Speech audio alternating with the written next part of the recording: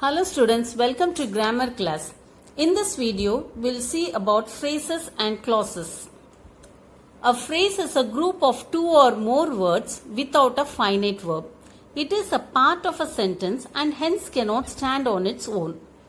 Phrase makes sense but not complete sense. Example, at the stadium, in this city, under a tree. In these examples, you can see that it is a group of words which make sense but not complete sense. Now we'll see what is a finite verb. A finite verb shows agreement with the subject.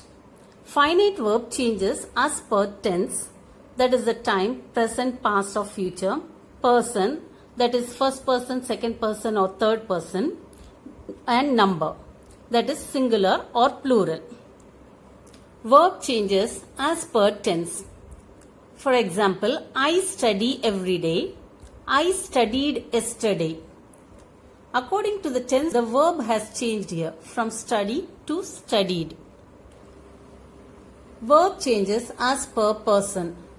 For example, I read books daily. He reads books daily. Here, I is first person singular. He is third person singular. In first person singular, we use the base form of the verb, whereas in third person singular, we add s or es to the base form of the verb. Verb changes as per number. Example, mango is sweet, mangoes are sweet. Here, the subject is singular, so we have used is, and when the subject is plural, that is mangoes, we have used are. A clause is a group of words that has a subject and a finite verb of its own and makes sense. For example, the machine is working now. Father turned into the side lane. You play the piano very well. In all these group of words, you will find a subject and a finite verb. So, these are called clauses. Clauses are of two types, independent clause and dependent clause. Independent clause can also be called as principal clause or main clause, and dependent clause can also be called as subordinate clause. Independent clause, some clauses make complete sense and can stand independently as a sentence. Such clauses are known as independent or principal clause. For example, mother baked a delicious cake. The school is celebrating the sports day. He goes to the library every Sunday.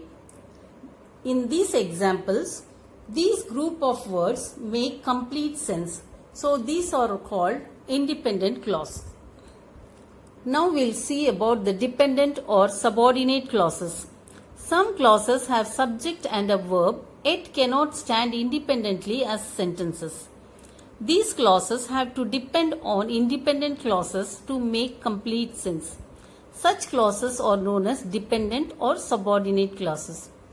For example, when she was young, because he played pranks in the class, after they reach home. Though these group of words have a subject and a verb, they don't make complete sense. They depend on an independent clause. When she was young, she climbed trees. If I add the she climbed trees independent clause, then that sentence is complete and it makes sense.